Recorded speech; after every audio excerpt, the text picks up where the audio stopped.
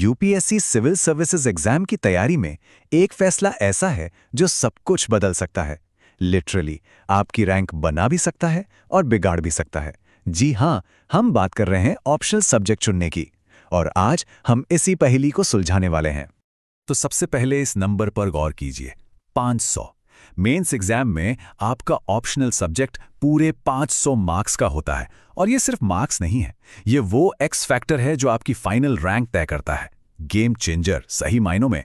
तो फिर सबसे बड़ा सवाल यही आता है ना कि आखिर सबसे ज्यादा स्कोरिंग ऑप्शनल सब्जेक्ट है कौन सा।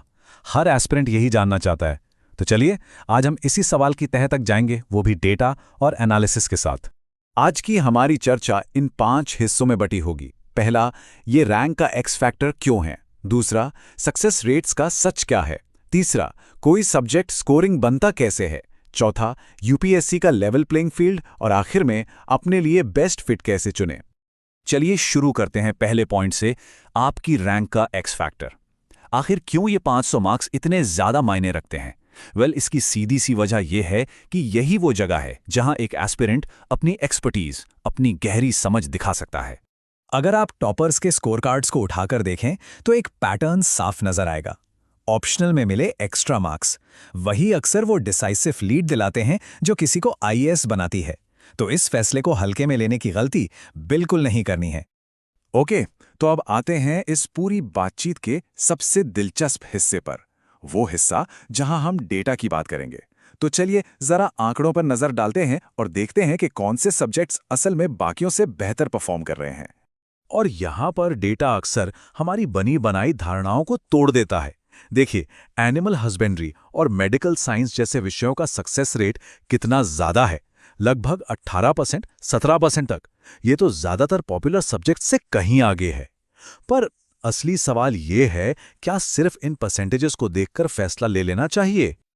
लेकिन रुकिए, इससे पहले कि कोई नंबर्स को देखकर किसी नतीजे पर पहुंचे, एक बहुत जरूरी बात समझनी होगी।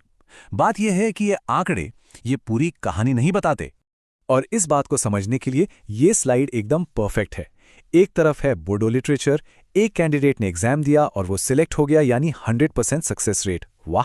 दूसरी तरफ है ज्योग्राफी, जहां 2600 से ज्यादा कैंडिडेट्स में से सिर्फ 5.5% सिलेक्ट हुए। अब आप ही बताइए, क्या इन दोनों की तुलना करना सही है।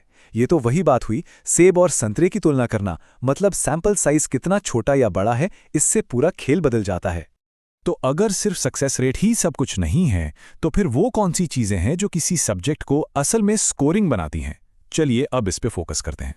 देखिए, किसी भी सब्जेक्ट के स्कोरिंग होने के पीछे कई फैक्टर्स काम करते हैं, जैसे कि उसका जनरल स्टडीज यानी जीएस के साथ कितना ओवरलैप है, सिलेबस कितना लंबा या छोटा है, क्या उसकी पढ़ाई के लिए अच्छे नोट्स और गाइडेंस आसानी से मिल जाते हैं, क्या उसमें डायग्राम्स या केस स्टडीज बनाकर नंबर बढ़ाए जा सकते हैं, और हाँ, सबसे जरूरी, क्या उस सब्जेक्ट में किसी की पर्सनल दिलचस्पी है या कोई एकेडमिक बैकग्राउंड है।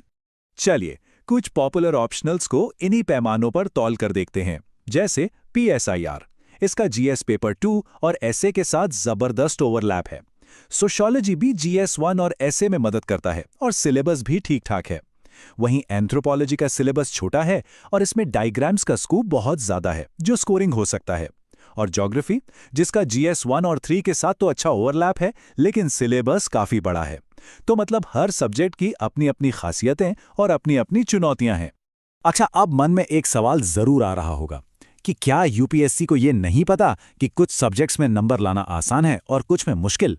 जी बिल्कुल पता है, और इसी चीज को बैलेंस करने के लिए यूपीएससी एक खास प्रोसेस अपनाता है।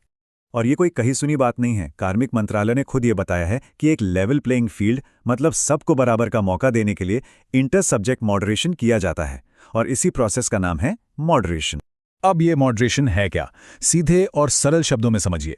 मान लीजिए किसी साल हिस्ट्री का पेपर बहुत ज्यादा टफ आ गया और पॉलिटिकल साइंस का पेपर कंपैरेटिवली आसान था।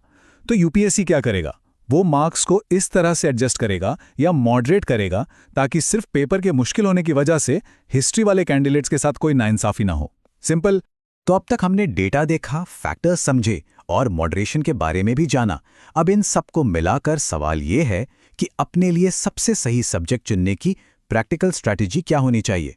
चलिए इसे स्टेप बाय स्टेप समझते हैं। तो ये रही एक 4 स्टेप की गाइड। स्टेप 1, सबसे पहले अपनी सच्ची दिलचस्पी और समझ के आधार पर 2-3 सब्जेक्ट्स की एक लिस्ट बनाइए। स्टेप 2, फिर उनके सिलेबस को देखिए, कितना लंबा है, जीएस के साथ कितना मिलता जुलता है। स्टेप 3, ये पता कीजिए कि क्या अच्छी कोचिंग, नोट्स और टेस्ट सीरीज आसानी से मिल जाएगी। और स्टेप 4, पिछले कुछ सालों के ट्रेंड्स और टॉपर्स की स्ट्रैटेजी को समझिए। पर हाँ, सिर्फ समझिए, कॉपी मत कीजिए, और सक्सेस परसेंटेज के पीछे तो बिल्कुल मत भागिए। तो बॉटम लाइन ये है कि कोई एक बेस्ट या सबसे अच्छा ऑप्शनल सब्जेक्ट होता ही नहीं है। जो किसी और के लिए काम कर गया, जरूरी नहीं कि वो आपके लिए भी काम करे। असल कामयाबी तो सब्जेक्ट पर मास्टरी हासिल करने, लगातार मेहनत करने और एक स्मार्ट स्ट्रैटेजी बनाने से ही मिलेगी। तो आखिर में सवाल ये नहीं होना चाहिए कि कौन सा ऑप्शनल सबसे अच्छा है, बल्कि सवाल ये होना चाहिए कि आप किस ऑप्शनल के लिए सबसे अच्छे हैं। इस सवाल का जवाब बाहर नहीं, अंदर मिलेगा, अपनी ताकत और अपनी दिलचस्पी में। सही सवाल पूछेंगे तो जवाब भी सही मिलेगा।